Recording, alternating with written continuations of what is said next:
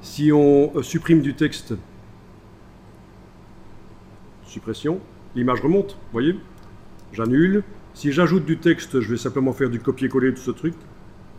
Coller, coller, coller. Vous voyez que ça voyage, donc et elles sont vraiment dans le flux du texte.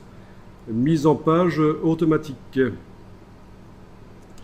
Ah, et ceci, je vous montre, hein, vous testerez après. Un sous-titre qui se retrouve tout seul en fin de colonne, c'est foireux. Donc, je clique à côté de tout. Je vais double-cliquer sur titre de second niveau.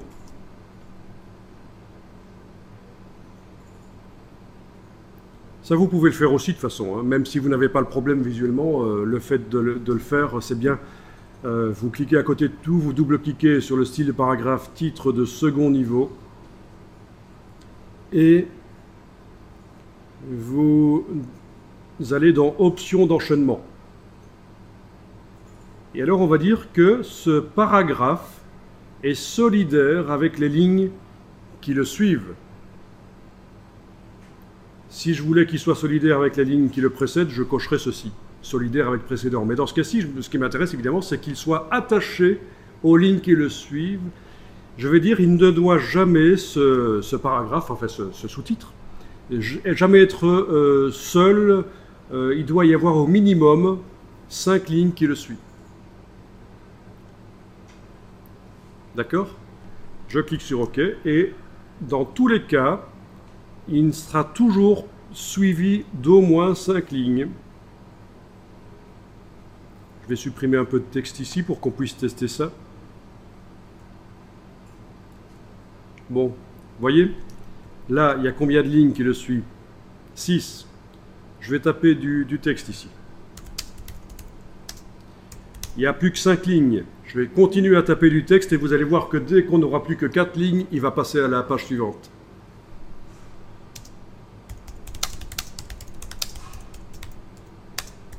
Voilà, il est passé à la page suivante.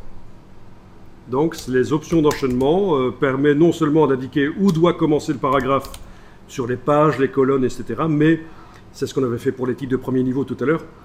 Mais ça permet aussi de dire, tiens, un paragraphe doit systématiquement être suivi d'un tel nombre de lignes du paragraphe suivant. Très intéressant, évidemment, pour les sous-titres, pour éviter de devoir manuellement régler la mise en page. C'est donc ici. On peut aussi dire que toutes les lignes d'un paragraphe doivent être solidaires. Très intéressant dans le cas où on a des sous-titres qui sont assez longs. On ne voudrait pas qu'il y ait un sous-titre qui commence en fin de page et qui continue à la page suivante.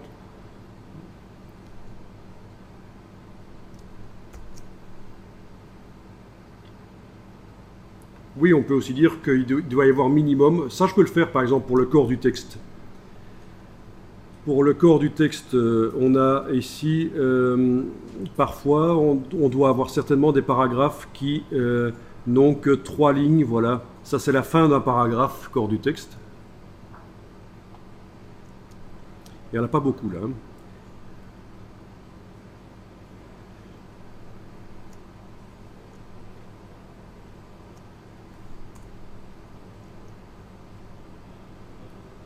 Ok, on a 4 lignes qui finissent le paragraphe qui est à la colonne précédente.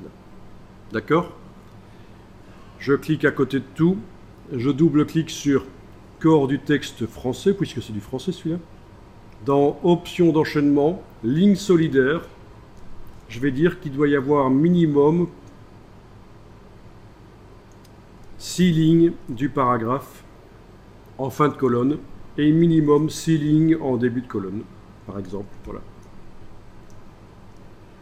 Et donc là, on a la colonne là qui s'est vidée parce que techniquement il n'était pas possible qu'il y ait 6 lignes. Vous voyez, ça permet de garder les lignes d'un paragraphe ensemble dans une certaine mesure. Si je dis que j'accepte 3 lignes, ben là, j'ai 3 lignes du paragraphe en fin de colonne. Est-ce que c'est acceptable ou pas? Si c'est pas acceptable, je dis 4. Ben voilà, il est passé à la colonne suivante. Donc très très intéressant ces réglages, c'est pas très difficile mais très intéressant pour automatiser la mise en page dans un texte. Et donc avec ce qu'on a vu aujourd'hui, vous pourriez faire des mises en page de choses très complexes en fait. On pourrait vous demander, vous fournir 200 pages de texte avec 50 images à placer. En 2 ou 3 jours, c'est possible de le faire sans aucun problème, la mise en page, même en un jour. C'est possible de faire la mise en page grâce à l'automatisation des choses. On sait importer du texte de Word dans InDesign, bien sûr, et on peut même récupérer les styles de Word et les faire correspondre à des styles existants dans InDesign. Donc soit les récupérer dans InDesign et ils apparaissent dans InDesign, ils sont utilisables, soit on a préparé des styles d'InDesign et on dit tiens, le style qui s'appelle un tel dans le document Word va devenir un tel style dans le document InDesign. Donc il y a possibilité d'importer du Word. Et pour faire ça, il faut importer du texte Word en cochant l'option afficher les options d'importation. Bon, on avait fait un document Word tout à l'heure. Où est-ce qu'il est? Le docx là, voilà. Afficher les options d'importation, voilà. Et voilà. Importer les styles automatiquement. Et en cas de conflit, il va utiliser la définition de style de InDesign. Donc en cas de style qui porte le même nom dans Word et dans InDesign, ou renommer automatiquement, il va faire un deuxième style. Bon, vous voyez que donc c'est possible d'importer les styles automatiquement. Et plein de choses. J'ai une question.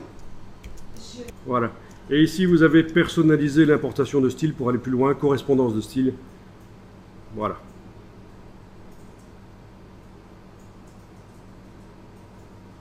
Et c'est là que vous pouvez dire, tiens, tel style dans document Word va devenir tel style dans InDesign. Ce document Word apparemment contient ces styles-là. Il a été créé par Acrobat tout à l'heure, hein, ce document Word. Ceci dit en passant, ce n'est pas un vrai document Word. Hein. Mais donc vous pouvez avoir préparé des styles InDesign pour faire l'adaptation automatique. D'accord? Et même encore plus fort, si dans les préférences gestion des fichiers, vous avez coché une option qui est ici, créer des liens avec les fichiers de texte, non seulement le document Word va s'importer dans InDesign, mais en plus, si on modifie le document Word, il y aura une mise à jour qui va pouvoir se faire dans InDesign. Et avec les feuilles de calcul Excel aussi.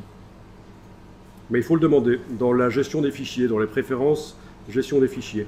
Et le document Word apparaîtra dans la palette liens de InDesign. Ça ne contient pas que des images, ça peut aussi contenir des documents Word ou des fichiers Excel.